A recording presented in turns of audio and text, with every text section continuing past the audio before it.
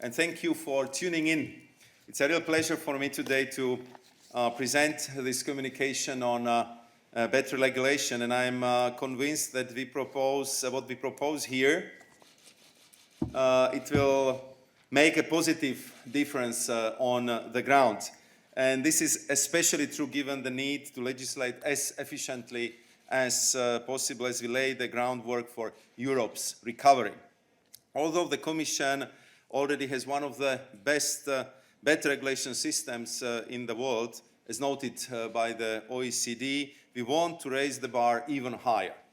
First, good policy making ensures those directly affected are involved closely in the process. We therefore want all stakeholders to play an active part, from local, regional, and national authorities to social partners, businesses, academia, and general public.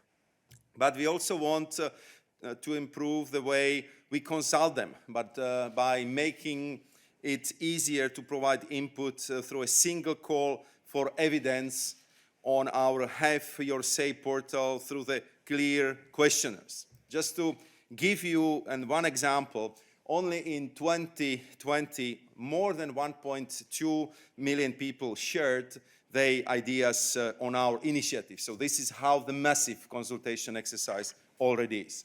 And on top of it, I'm convinced that the conference on the future of Europe is, in my view, an excellent new opportunity to boost awareness around Have Your Say and to encourage Europeans to contribute to our calls for evidence. As a rule, they will be available in all EU official languages and will run for 12 weeks. Moreover, to boost transparency, we will improve access to evidence behind every legislative proposal.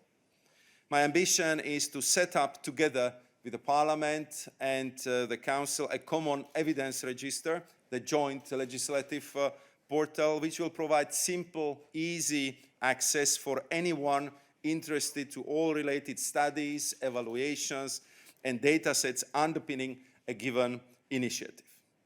Second, EU legislation, no matter how beneficial, comes with costs attached. But these costs must remain reasonable and proportionate. We will therefore step up our burden reduction efforts through a one-in, one-out approach. In practice, we are planning to offset new burdens resulting from the Commission's legislative proposals by reducing equivalent existing burdens in the same policy area. But this will not be applied mechanically, and just to give you an example, it does not mean that every new piece of legislation will require an existing law to be withdrawn, only that the burdens on people and businesses must be offset. We will seek to achieve this with savings in the same policy areas focused on both the practicalities and the costs of applying legislation, especially for SMEs. And I can assure you that this will never be at the expense of our high economic, social, and environmental standards. We will pilot the one-in, one-out approach in the second half of this year and start implementing it through the 2022 Commission work programme. Ultimately, what we need is the EU legislation that is easy to comply with, efficient, and fit for the future. For example, in the context of the Fit for Future platform, the Committee of Regions Reg Hub 2.0 will look into why it takes us so long to build 21st century infrastructure. Especially in the current context, it's really important to me that investing in such infrastructure is not made more difficult by unnecessarily complicated and burdensome planning and permitting procedures. This brings me to the third point, the integration of strategic foresight into our better regulation agenda. The pandemic has shown that the EU must do more to anticipate the challenges ahead. And our major initiatives should therefore be fit for future, for example, by systemically studying the effect of emerging megatrends such as hyperconnectivity or demographic change on each legislative proposal. In addition, for each proposal, we will identify the relevant UN Sustainable Development Goals and examine how they will be achieved. And to support sustainability, better regulation will also apply the principle of do no significant harm. Equally, we must be in pole position to take full advantage of the digital decade.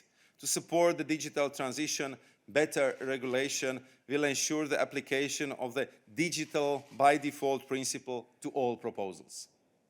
In conclusion, let me underline that better regulation is not only a shared objective, but a shared responsibility of all EU institutions.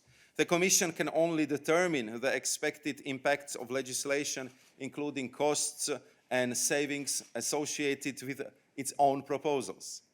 Amendments made to these proposals in the course of negotiations with the Parliament and the Council may significantly alter the impact of EU legislation in its final form. We therefore need all the hands on deck to ensure that we can accurately predict how our proposals will ultimately affect those on the ground. Therefore, I repeat my calls on the Council and the European Parliament to launch impact assessments on major amendments proposed by them. Thank you very much for your attention, and I'm very much looking forward to your questions. Thank you very much.